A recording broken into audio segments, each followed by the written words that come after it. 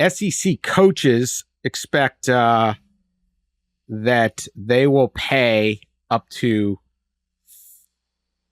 $15 million in revenue share to their players, and a combination of about 105 will be the roster limit. So the expectation that you got from various coaches, Florida coach Billy Napier thought 12.5 to 15 million. Brian Kelly at LSU thought 14 to 17. You talked to a lot of people on and off the record about this. Expectations about $15 million the SEC will share with its football team, which will be capped at 105 people. If it was equal pay, that'd be about 142,000 per player. I don't know if that will be allotted in different ways. And then they believed NIL payments would be the quote sweetener. Always got to have a little something extra. That would obviously be a lot of money for not necessarily for the SEC programs, but for other programs that are trying to recruit against them. And how big of a importance will that be? What do you got, Ross? What is the feeling down there on that number? Does that number surprise you? No, not really. I think right now the number's probably a little lower than that on average. Even in the SEC, it's probably more around 10 to 12, something like that. I think if you talk to collective folks. So you knew that it was probably going to go up a bit. And I should, reinforce that this is the number coaches expect and anticipate, the number they're talking to their athletic directors about being able to offer and distribute to their football players. So it's not necessarily something that has been set. Obviously, there's different modeling in there are different, Title IX implications and all that stuff. So that number could change and certainly be impacted. But right now, that's what they're kind of projecting. Like I said, it's probably around what you would expect. It's probably more, though, than maybe some other leagues can offer, right? Just talking, going to Big 12 Media Day last week in Las Vegas. I mean, I don't know how many Big 12 schools plan to pay one sport $15 million a year. It'll be interesting to see how the country in general handles that number. Same for the ACC, right? They're just a little lower resourced and certainly have some smaller private schools. So it'll be interesting how that number kind of impacts everyone. But Title IX, Dan, which we've talked about quite a bit on the show, and I spoke to a lot of the coaches about it, right? And they're getting information from their athletic directors who are getting information from general counsels and commissioners about Title IX. And I think the bottom line on Title IX and its impact here is that there probably isn't going to be some one overall guidance released to schools. And each school is going to have to make a decision on how to distribute the $20-ish million in rev cap that they get to distribute annually. And they could split it 10 million and 10 million, 10 for women, 10 for men. But as I wrote in that story, that is not the plan in the SEC. It's pretty clear that the plan in the SEC is to split the money 75 and 25, men and women's sports, 75 to men's sports, and 25 to women, with a lot of that 75%, right, going to football. They're going to put that in writing? No, probably not.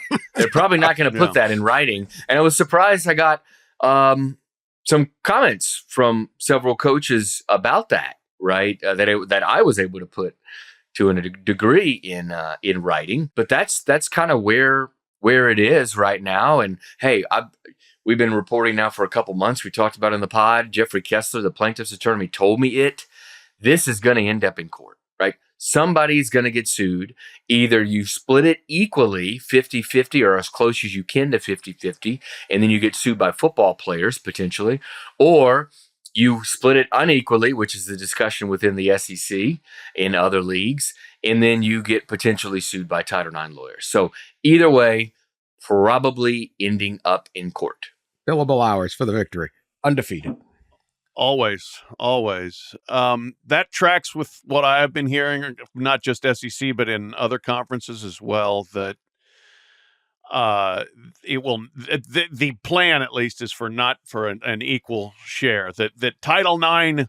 The argument will be that Title IX guarantees equal opportunity and representation, not necessarily equal revenue. And so this will be tilted in favor of the male sports and, quite frankly, tilted in favor of football and men's basketball. If 75% goes to the men's sports, 75% of that 75%, I would imagine, will go to football. And the other 20% maybe to men's basketball, and the other 5% to some Olympic sports.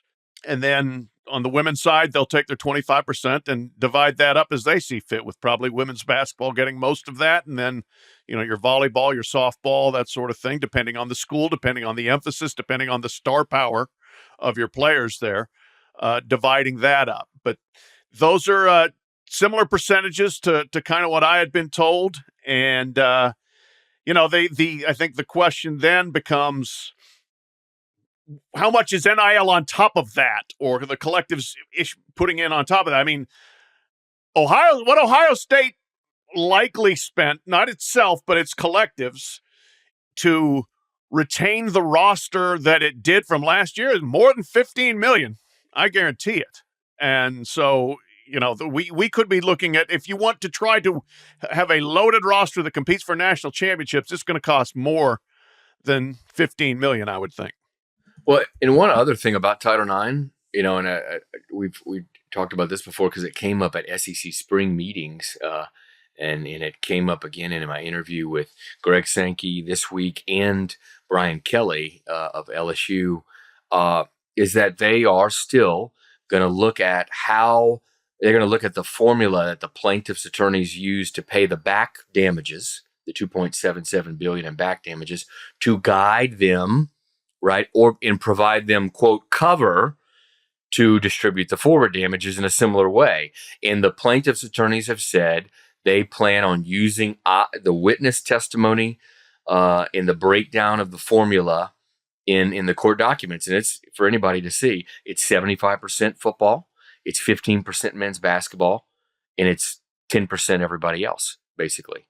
So you can expect that they will use that, as Brian Kelly said, kind of for cover or some kind of justification for distributing the revenue, however they do it, in the future. I don't have a problem with football getting most of the money, because it's the sport there's only really two sports that are ever profitable, and at many schools it's really just one.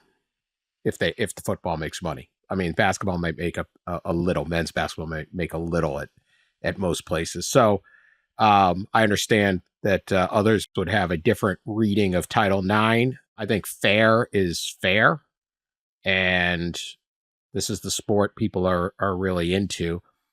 The other sports would not exist if it was not for football. You push that a little far enough, and it's how do you get there? So I don't really have a problem with it. I'm still intrigued at where they're coming up with, $15 million when there's no players union.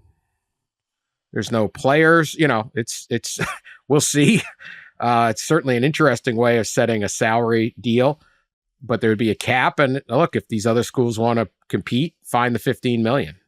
It may not be easy for all of them. You don't have to fill your cap. You certainly don't need to pay every single kid. If you only want to spend $10 million, spend $10 million or whatever. It's never been a level playing field. I think, you throw these numbers out like this, everyone kind of gets shocked. Oh my God, it's $15 million. Whatever, man. Like, this is what these things are. It's billions of dollars on the table. NFL salary cap, $255.4 million. So you can put together a football team for 15. That's pretty good.